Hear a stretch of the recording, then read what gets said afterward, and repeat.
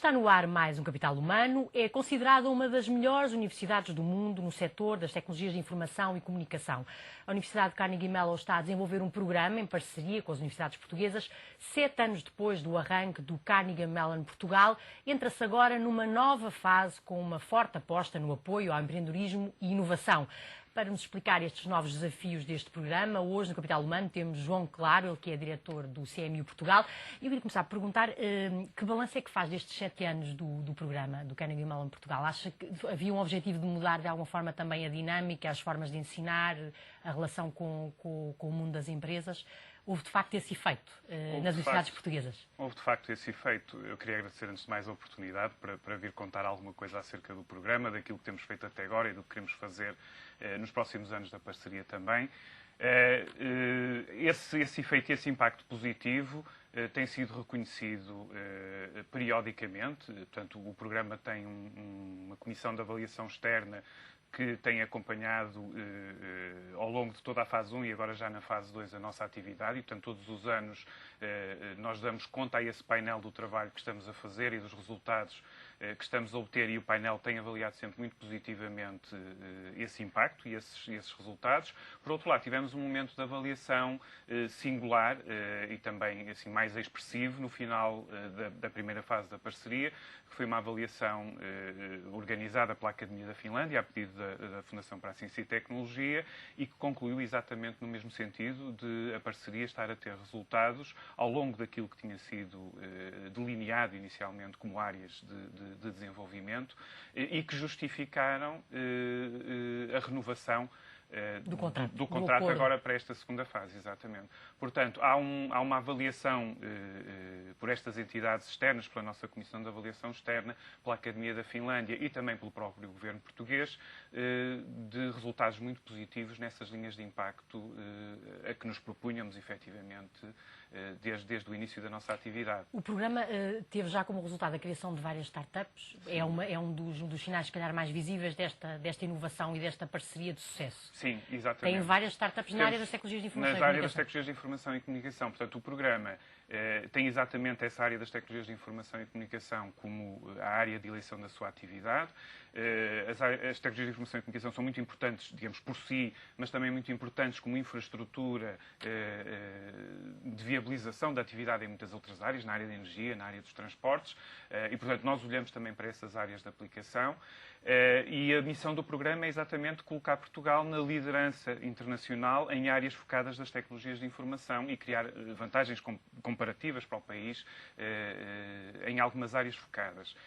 Portanto, é esse trabalho que fazemos, um trabalho que como sabe, é, digamos, financiado e suportado diretamente pela Fundação para a Ciência e Tecnologia, e o impacto na área do empreendedorismo de base tecnológica é exatamente uma das áreas em que nós procuramos ter impacto. Portanto, nós consideramos que há, sobretudo, 4 grandes áreas onde trabalhamos e onde procuramos ter resultados de impacto, que são a área da formação, do desenvolvimento de talento, a área da investigação, da criação de conhecimento colaborativa, a parceria com a indústria e depois damos aqui um lugar especial de eleição à criação de novas empresas de base tecnológica. As atividades do programa ao longo da fase 1 e agora no início da fase 2 deram já lugar à criação de 9 startups, algumas em fases mais adiantadas, outras em fases mais embrionárias, como é normal, mas são startups que têm alguns aspectos particulares e que são, evidentemente, para nós fonte, digamos, de bastante orgulho. E que estão a ter bons resultados. Estão a ter bons resultados. Portanto, eu posso destacar aqui alguns indicadores relativamente à atividade delas. Portanto, como compreendo, nesta fase inicial da vida destas empresas, elas deliberadamente não tornam pública muita informação, mas há alguns indicadores que nós conseguimos reunir e publicitar. Portanto, estimativas nossas levam-nos a supor que neste momento estas empresas já deram origem a mais de 100 postos de trabalho, que são postos de trabalho altamente qualificados. Estamos a falar de empresas de ponta, portanto, high-tech. De alguns casos que são públicos, eu destacava, por exemplo, o caso da Fidzai, portanto, que tem colocado no domínio público bastante informação e que nós noticiamos, aliás, no início deste ano, que tem neste momento levantados em diversos rounds de financiamento cerca de 4,5 milhões de dólares de O que significa que é um projeto muito viável e que atrai investidores. Exatamente, e é um projeto que funciona a uma escala internacional, que é outra característica distintiva destes projetos e destas startups criadas digamos, no seio da parceria, que é muito importante. Tem uma vocação internacional logo de raiz. Portanto, a FISAI está fortemente internacionalizada, tem para cima de 35 colaboradores neste momento, portanto estamos a falar aqui, como eu dizia há bocadinho, de postos de trabalho altamente qualificados. Um outro exemplo que lhe posso dar é a Mambu. A Mambu é uma startup que tem uma situação particular no âmbito do programa porque foi criada a partir de um dos nossos mestrados profissionais. Portanto, a ideia original foi desenvolvida no que nós chamamos o Capstone Project, portanto, o projeto grande e final que os estudantes desenvolvem na sua passagem pelo mestrado. Portanto, a ideia original foi criada aí e depois os estudantes que participaram nesse projeto tornaram-se promotores e criaram a Mambu. E essa empresa, qual é a área da atividade? A Mambu fornece plataformas informáticas para empresas de microcrédito e serviços de microcrédito. Portanto, foi uma empresa que levantou cerca de 2 milhões de dólares também no início deste ano, de financiamento. É uma empresa que está fortemente internacionalizada, aliás, tem a sede deles neste momento em Berlim, o que é uma evidência também da qualidade da inovação e da qualidade da formação que nós somos capazes de proporcionar. Que é uma área cada vez mais importante, não é? Exatamente. Em termos de economia social, é uma área muito importante. Estes programas de mestrados profissionais também são uma inovação. Normalmente associa-se o mestrado a uma coisa mais académica, ou seja, são mestrados com vocação já para o mercado de trabalho e para o mercado. Exatamente, e portanto são dirigidos a um perfil de estudante que já tem normalmente uma carreira profissional já desenvolvida. Eu, assim, de uma forma simplificada, costumo dizer que estes mestrados profissionais são uma espécie de MBAs da engenharia. Portanto, posicionam-se para uma formação com uma componente técnica forte, da mesma maneira que um MBA se posiciona para uma formação e uma carreira no domínio da gestão. A imagem é interessante, um MBA de engenharia. Acho. Exatamente. Na prática é o quê? Portanto, funciona exatamente na mesma lógica de um MBA, ou seja, vamos buscar pessoas que já têm uma carreira empresarial e na indústria com alguma dimensão, mas que querem dar um salto qualitativo para posições e funções mais sofisticadas em termos tecnológicos.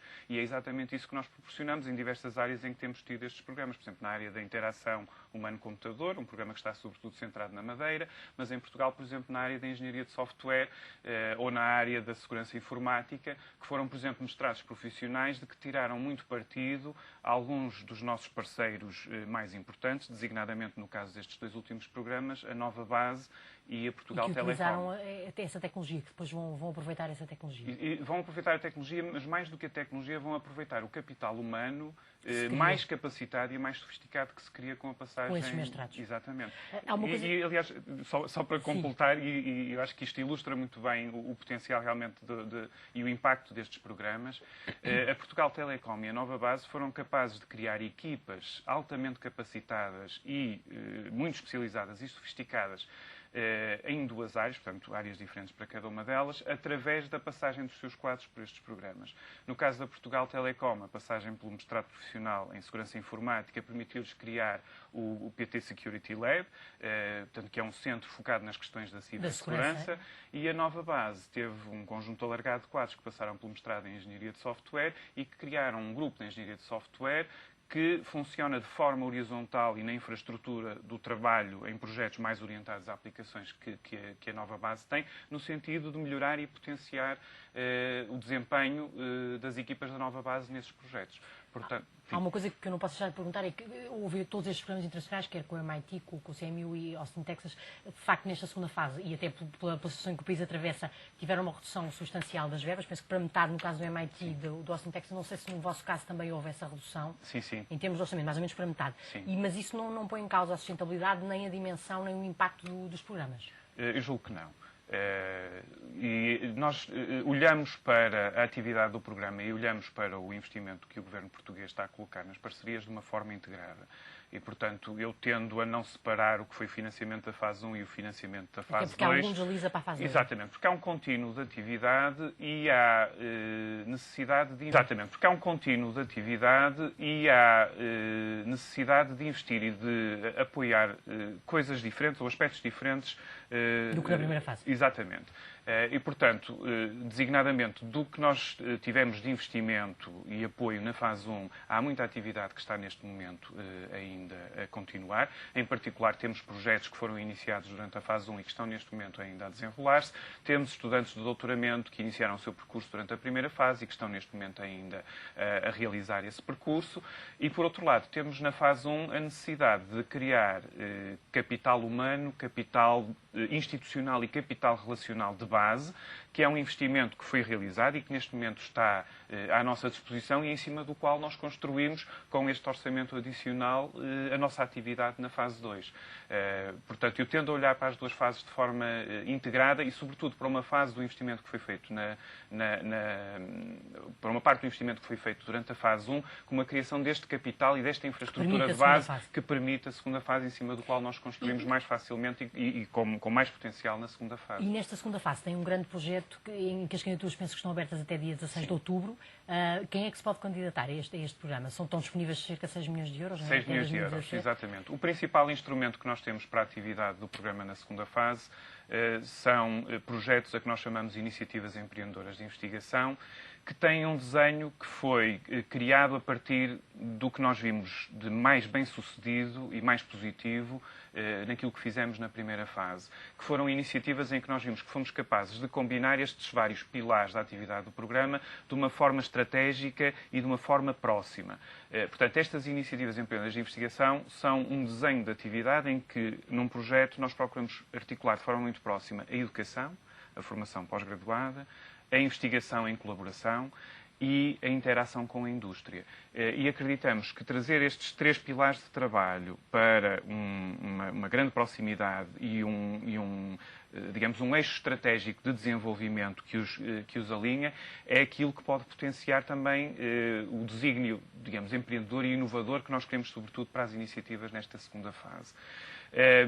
O desenho destas iniciativas resulta um bocadinho de nós estarmos a tentar integrar estas coisas. E, portanto, em particular, como estamos a promover investigação colaborativa, os consórcios que se vão poder candidatar neste concurso são consórcios que vão envolver colaboração entre instituições de investigação portuguesas. Portanto, algo que nós temos procurado promover é a criação de massa crítica de redes em Portugal, em determinadas áreas. E, portanto, para isso, por desenho, nós incentivamos a colaboração entre diferentes universidades, diferentes instituições de ensino superior, diferentes instituições de investigação. Depois, a colaboração com Carnegie Mellon, naturalmente, portanto, que é matricial, é um aspecto essencial em tudo o que nós fazemos.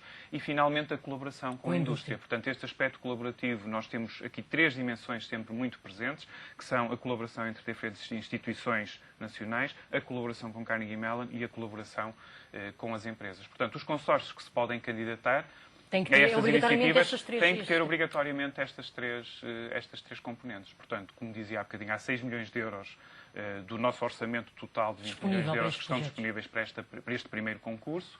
O concurso termina agora, sensivelmente, em meados de outubro, e está aberto já desde meados de julho, e os 6 milhões de euros estão disponíveis em partes iguais para o trabalho a ser realizado do lado de Carnegie Mellon e o trabalho a ser realizado do lado português pelas instituições portuguesas. Para se candidatarem, basta ir ao vosso site onde têm todas as informações. Sim, para se poderem exatamente. candidatar. O nosso site e o site da Fundação para a Ciência e Tecnologia têm logo na primeira página destaques para este concurso e depois têm ligação para toda a informação. Só para terminar, acha que estas parcerias, e que estamos no fim do nosso tempo, estas parcerias internacionais, de facto, este salto quântico que eu acho que se viveu no ensino superior, nomeadamente em termos de internacionalização, de atração de estudantes internacionais, de professores internacionais, acha que estas três parcerias foram importantes? Claro que a sua, não é? Mas também com a MIT e com a Universidade de Austin, Texas. Eu acho que sim. Portanto, eu frisava, como disse no início, que não é a nossa opinião pessoal, nem é a opinião das parcerias, embora evidentemente a nossa mas há uma avaliação independente em todas as parcerias e há uma avaliação da Academia da Finlândia que diz isso claramente, e eu diria que há mais aqui uma avaliação importante, que é a avaliação que o Governo e que as instituições de ensino superior sentem e que as leva a comprometer-se contratualmente com este programa de trabalhos que nós temos para a fase 2. Portanto, o nosso contrato é um contrato que é assinado por Carnegie Mellon e do lado português é assinado pelo Conselho de Reitores das Universidades Portuguesas e pela Fundação para a Ciência e Tecnologia. Portanto, e isto é expressão da avaliação positivo deste impacto e de acreditar neste programa de trabalhos que nós temos agora para a segunda fase e que vai seguramente estender e consolidar os bons resultados que nós já temos alcançado. Muito obrigado por ter vindo ao Capital Humano. Obrigado pelo Professor João Claro, diretor do Carnegie Mellon Portugal. O programa entra agora numa nova fase com uma forte aposta no apoio ao empreendedorismo e inovação. Já sabe, pode encontrar mais oportunidades de emprego e formação todas as segundas-feiras no suplemento Universidades e Emprego do Diário Económico. Voltamos na próxima semana com mais um tema de Capital Humano, o recurso mais importante de qualquer empresa, a economia de sucesso.